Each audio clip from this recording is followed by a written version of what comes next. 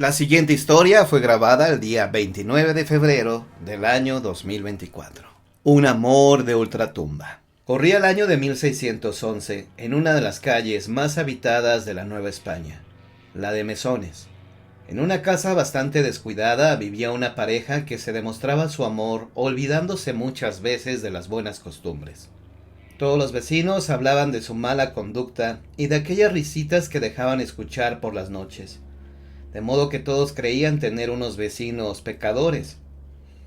Muchos fueron los que lo pensaron, pero nadie se atrevió a acusarlos ante el tribunal de la Santa Inquisición.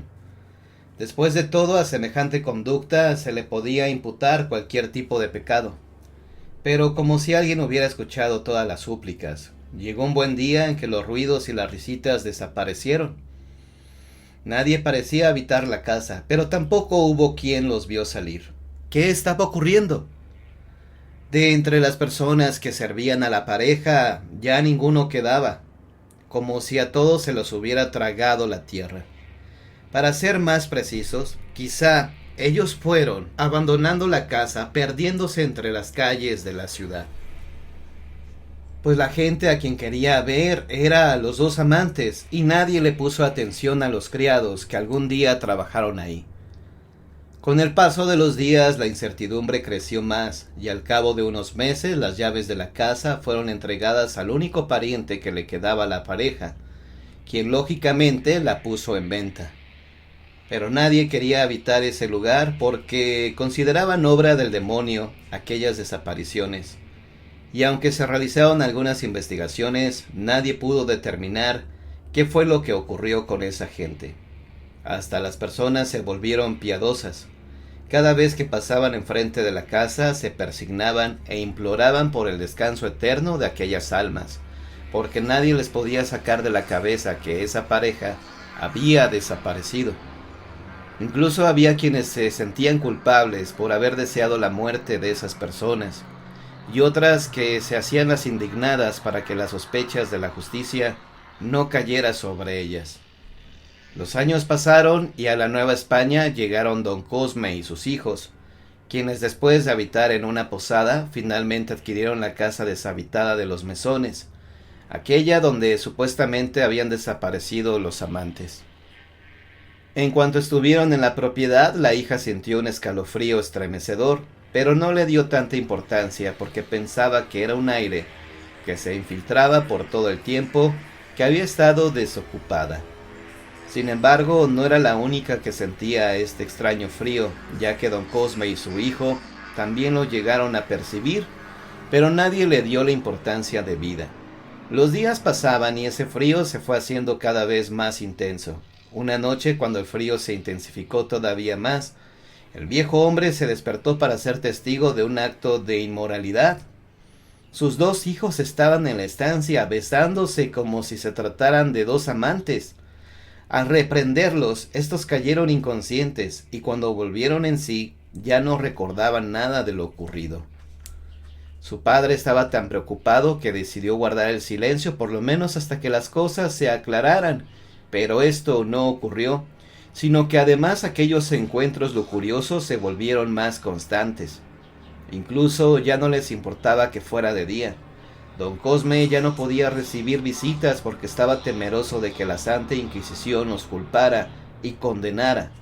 El hombre tenía sospechas de que algo malo estaba detrás de todo esto, ya que su hijo jamás había aprendido a tocar la guitarra, y aquel hombre que veía en sus actos de lujuria la tocaba de maravilla, y su hija, a quien nunca le había gustado cocinar, se ponía horas enteras a prepararle ricos platillos a su presunto prometido.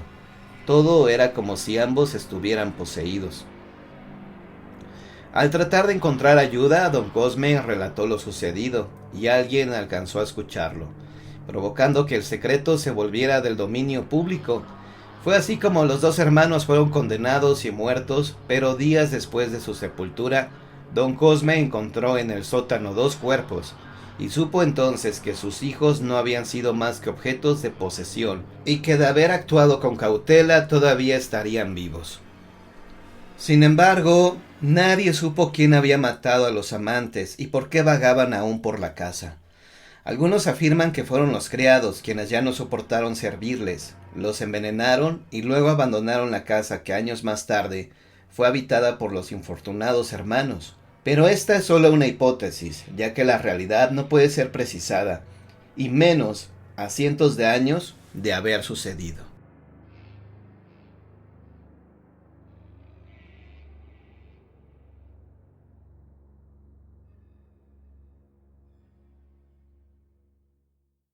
Esta historia fue grabada el día 29 de febrero del año 2024. La deuda. Cuentan por ahí que si una persona muere trágicamente y en su corazón existía rencor, ese lugar queda marcado por la sed de venganza, por las ansias de querer cobrarse una deuda. En el siglo XVIII ocurrieron muchos sucesos de este tipo que marcaron las principales calles de la ciudad. Este es el caso de lo que hoy conocemos como la calle de Santa María, en donde en aquella época se ubicaba una taberna muy famosa, porque justamente en ese sitio se reunían los maleantes más temidos de entonces. Se cree que la verdadera razón por la cual la taberna se volvió famosa fue por el temor que tenían las autoridades de entrar, pues según dicen, ahí apuñalaban a cualquier representante de la ley que quisiera poner orden. Pedro era el ampón más conocido por todos. Además de ser certero con su espada, siempre llevaba la cartera llena de oro, por lo que muy a menudo pagaba la cuenta de cuanto maleantes tuviera en la taberna. Cierta noche Pedro invitó a unos cuantos a que siguieran bebiendo en su casa. Quienes recibieron la invitación fueron con gusto. Para llegar hasta el lugar tuvieron que atravesar el cementerio, lo cual hicieron con burlas y empujones, moviendo una que otra lápida y pateando cuanta tierra tuvieran enfrente. Muestra de que el respeto no iba de la mano con ellos. Ya entrada la noche y bastante pasados de copas, se abrió con violencia una de las ventanas, dejando entrar un aire aterrador. Los presentes se sintieron intimidados y le pidieron a Pedro que cerrara la ventana, pero éste se negó argumentando que disfrutaba los lamentos de los muertos, que eran como un coro para sus oídos y que de ellos vivía feliz. Y no estaba tan equivocado, porque lo que nadie sabía es que Pedro obtenía su oro de aquellas personas que ya no podían defenderse. Pero como sus compañeros de copas no soportaron más sus palabras, tomaron sus pertenencias y salieron del lugar. Esto no le importó a Pedro, quien estaba seguro de que pronto enterrarían a uno de los viejos más ricos de la ciudad, lo que seguramente le dejaría una cuantiosa fortuna. Ese momento no tardó mucho en llegar, pues el viejo estaba tan enfermo que al cabo de 3 días ya celebraban su sepelio. Pedro esperó a que anocheciera para poder profanar la tumba del rico hombre, y como era de esperarse, aquel fue enterrado con sus joyas más preciosas y con finas vestiduras. De todo se apropió el ladrón. Aquí el robo parecía todo un éxito, a no ser porque en aquella ocasión su vecina lo sorprendió. Claramente el ladrón vio cómo la anciana lo observaba fijamente tras la ventana, llegando con esto a desatar su furia contra ella. En cuanto el día llegó, se presentó hasta su puerta insultándola y advirtiéndole guardar silencio. Esa mujer tenía fama de ser bruja, y recordemos que en aquella época se castigaban a todas aquellas personas que se creían tenían pacto con el diablo. Pero tal vez la mujer se hubiera salvado de la Inquisición si no hubiera sido porque Pedro le dio más fama de la que ya tenía. Le hizo creer a todos que él era testigo de sus actos de hechicería y pronto los inquisidores fueron a apresarla. Su condena sería la horca y para ayudarla a salvar su alma del infierno la enterrarían en el cementerio junto al viejo que había muerto días atrás. Pedro estaba feliz porque sabía que con su muerte su secreto estaría a salvo. Él fue de las pocas personas que estuvieron presentes en su condena. Justo en el momento de la sentencia, la mujer le lanzó una mirada desafiante y después de unos segundos, ésta se clavó ya sin vida en los ojos del profanador. Y en cuanto llegó la noche, un aire se dejó sentir en toda la casa de Pedro.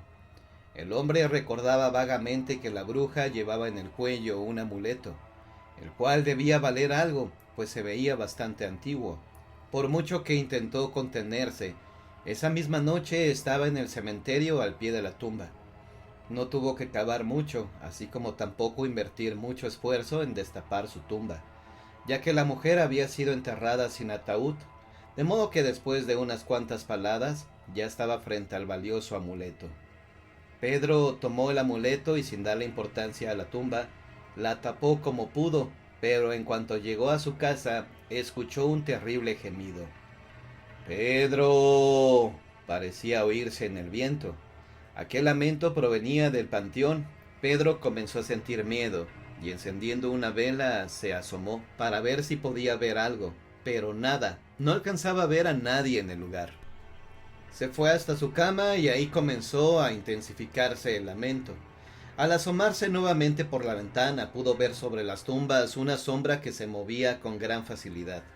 Unos segundos bastaron para que esta sombra estuviera posada frente a él, sosteniéndose en el aire y mirándolo fijamente a los ojos. Se trataba de aquella anciana que había sido condenada. Pedro estaba paralizado y poco pudo hacer para recobrar las fuerzas. Sentía que esa mirada lo absorbía. «Tienes una deuda conmigo», dijo el espectro de la anciana. «No solo has provocado mi muerte, sino que además has profanado mi tumba». «¡No! ¡Tú estás muerta!», dijo con temor Pedro. «He venido a cobrar la deuda». La leyenda cuenta que Pedro amaneció muerto y cuando las autoridades determinaron la causa de su deceso, se supo que había sido de un paro cardíaco. El temor de este hombre debió ser muy grande como para acabar de esa manera. Pero la historia no acaba ahí, pues según se dice, a partir de esa noche, se dejaron escuchar lamentos provenientes de un hombre y minutos después de esto, se veía claramente que dos sombras llegaban juntas al panteón y entrando juntos a una tumba en donde se suponía descansaba la anciana.